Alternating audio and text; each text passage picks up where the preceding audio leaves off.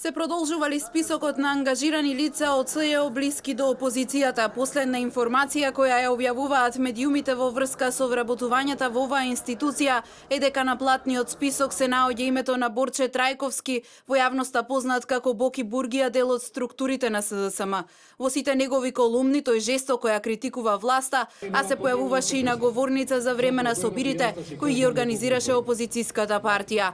Дел од медиумите пишуваат дека овој човек е осудуван за измама и за потешки дела од областа на безбедноста во сообраќајот. Во 2000 година, според пишувањата, бил осуден на казна затвор во време трајање од 1 година за сторено кривично дело измама.